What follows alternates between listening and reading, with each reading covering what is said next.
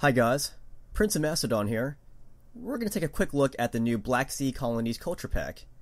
This is the DLC for Total War Rome 2, which adds 3 new factions for Grand Campaign mode, and also for single and multiplayer custom battles. The 3 new factions are Samaria, Colchis, and my personal favorite of the trio, Pergamon. First, let's take a look at Samaria. Situated around the Crimean and the Temon peninsulas, the kingdom of the Sumerian Bosporus was made up of several Greek colonies, originally settled by adventurers from Miletus. The most significant of these colonies was Penticippeum, where its rulers maintained the kingdom's standing court. Samaria will boast several unique buildings: the Prytaneum, the Rosemarl building, the Sanctuary of Demeter. Due to its close proximity and working relationship with the Scythians, the unit roster of Samaria reflects a good mixture of Greek and Scythian influences. The Sumerian roster also introduces some brand new units to Total War Rome 2. First is the Scythian Hoplite. This unit has learned the ways of hoplite warfare. The Scythian Hoplite will provide Sumerian players with a fair unit, well suited for defensive purposes. Next are the Sumerian Heavy Archers. Aside from their skills at archery, these heavily armored units can easily switch to the spear for melee combat. This battlefield diversity will give Sumerian commanders more options when deploying them. Next are the Sumerian Noble Infantry. These nobles have drilled to a very high degree to fight in the manner of Greek hoplites.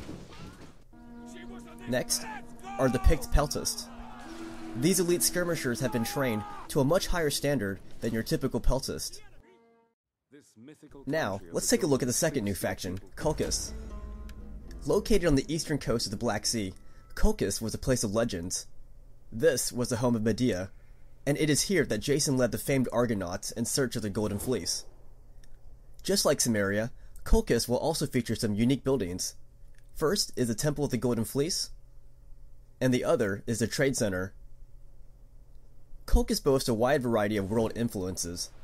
Prior to Greek colonization of the area, Colchis was under the rule of the Persian Empire. Therefore, the military roster of Colchis will consist of Greek and Eastern unit types. Showing off its Greek influence, Colchis will feature a unit unique to this faction, the Kokia Nobles. Drilled in the art of hoplite warfare, the Kokia Nobles are both well-armed and well-armored, providing the faction with a strong defensive unit. Yours is a land of ancient legend, the country of Troy and the Iliad. Finally, we get to look at the third faction, Pergamon. Carved out of the decaying Thracian kingdom of Lysimachus, this successor state ruled from the city of Pergamon in Asia Minor near the Black Sea. Pergamon will boast a wide variety of unique buildings, such as the Great Altar of Pergamon, the Library of Pergamon, the Spring of Asclepius, the Baths of Asclepius, and the Sanctuary of Asclepius. Pergamon will also feature Pergaminus, which is a technology unique to this particular faction. Under Attalus I, the kingdom of Pergamon managed to become the region's premier defense against the Galatians, who had been running rampant throughout Asia Minor. But aside from fighting against these Galatian intruders, Pergamon also relied upon them to help supplement its ranks.